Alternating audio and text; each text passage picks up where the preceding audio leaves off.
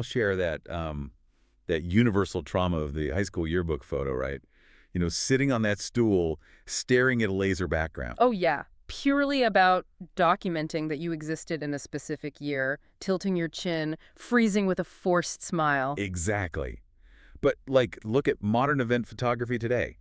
That laser background is completely gone. It's replaced by what feels like, I don't know, a multi-million-dollar Hollywood production. It really does feel that way. Yeah, so today's deep dive is dissecting exactly how media professionals are pulling this off. We're actually using the article section from the Weddizer website today. Right, which is an absolute goldmine, by the way, if you're looking for guidance on hiring the best media and photography teams for niche events. For sure.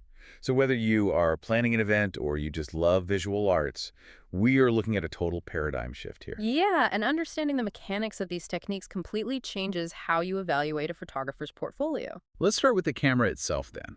Because this shift from stiff portraits to a cinematic, documentary style, it isn't just about telling people to act natural. No, not at all. It is heavily rooted in physical camera positioning. It's all about the psychological weight of an angle. Right, like the script of a movie, right? Exactly like that. Take a low-angle shot, for example.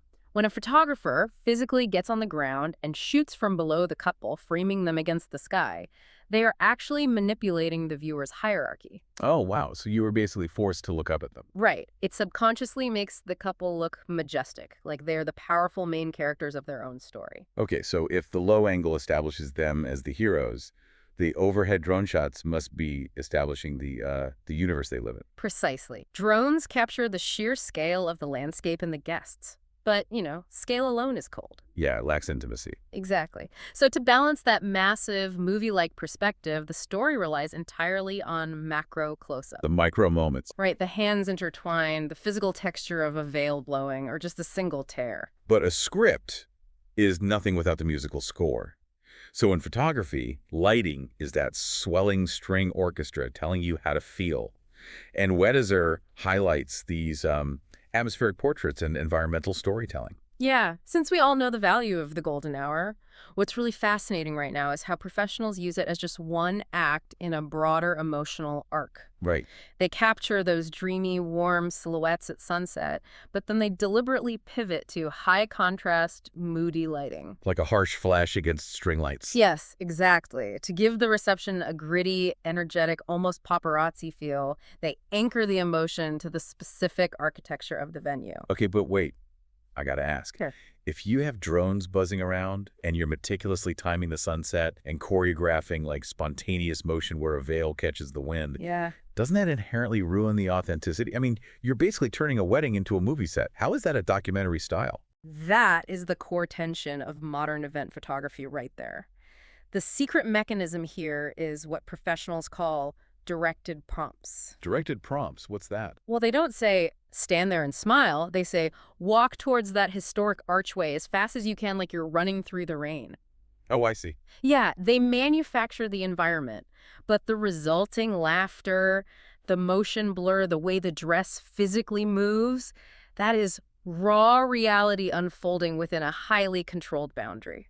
That makes perfect sense.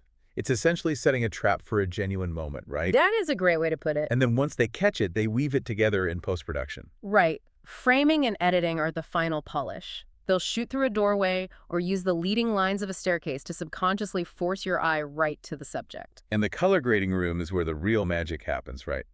With those soft matte tones. Why is that specific look absolutely everywhere right now? Well, pure digital black feels very modern and clinical.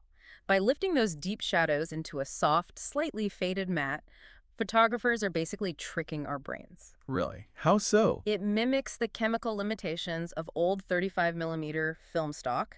It instantly injects this subconscious feeling of nostalgia and timelessness into an image that was taken literally yesterday. That is wild.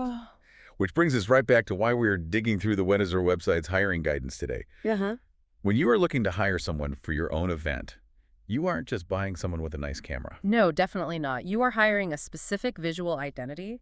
You really have to look at their portfolio and see if they understand the psychology of angles, the emotional arc of lighting, and the nostalgia of filmic editing. It completely elevates how you look at a portfolio. Knowing these techniques makes you a much sharper client. But, it does leave me with one massive lingering question. Oh, what's that? Well, with this explosion of drone cinematography and hybrid photo-video storytelling, where memories are captured in dynamic, constant motion, will the traditional, static printed photo album eventually become a relic of the past?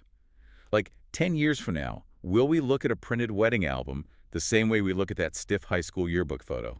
That is a fascinating point. Right. Something for you to think about. Thanks for joining us on this deep dive, and we will catch you next time.